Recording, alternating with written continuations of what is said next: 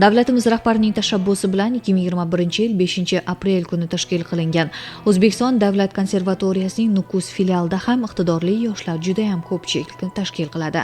Ularning barchasi qobiliyatli, har bir yo'nalishda o'zlarini ko'rsata oladigan shijoatli yoshlar hisoblanadi. Ulardan biri mana shu konservatoriyaning 4-kurs talabasi Gulxumar Davletbayeva. U o'zining talabchanligi, ilm olishga bo'lgan intilishi sabab O'zbekiston Respublikasi Prezidenti stipendiyasi egasi bo'ldi.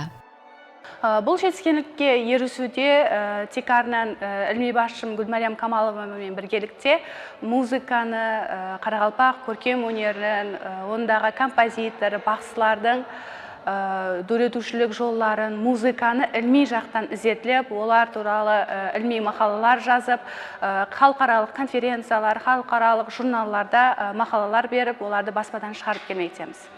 Bundan tысқары, қазір бітіруші курс болғанлығым себеплі диплом жұмысының үстінде де жұмыс алып барып жатырмыз.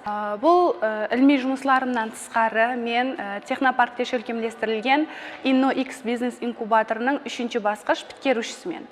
Бұнда біздер стартап идеяларды ойлап табу, һәм оларды халыққа таныту, грантлар ұту хақында оқып тәлім алғанмын. Бұның Тикарында менің қазірде 2 стартап идеям бар. Біріншісі second hand болса, екіншісі заманауи дутар. Яғни өзіміздің алам ойнақ дутарына бағышталған стартап идея болып табылады. Қазірде қолымызда прототипі де бар болып, бұл стартап идеямыздың Тикарғы темасы Қарақалпақ милли алам ойнақ дутарын жаһан стандартына масластыру, оны электрон формасына келтіру.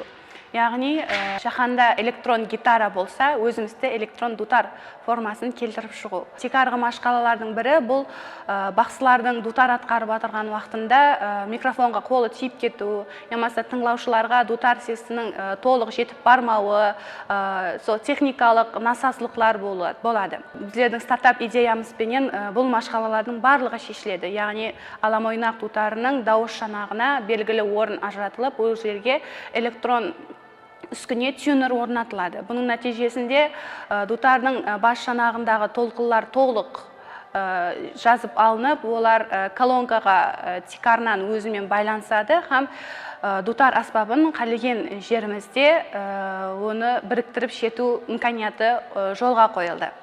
Ilmiy басшым менен алдымызға қойған мақсатларымыз еледе көп. Бұл мақсатларымызге жетілісуде ол инсан менен біргелікте көплеп жұмыслар алып барамыз.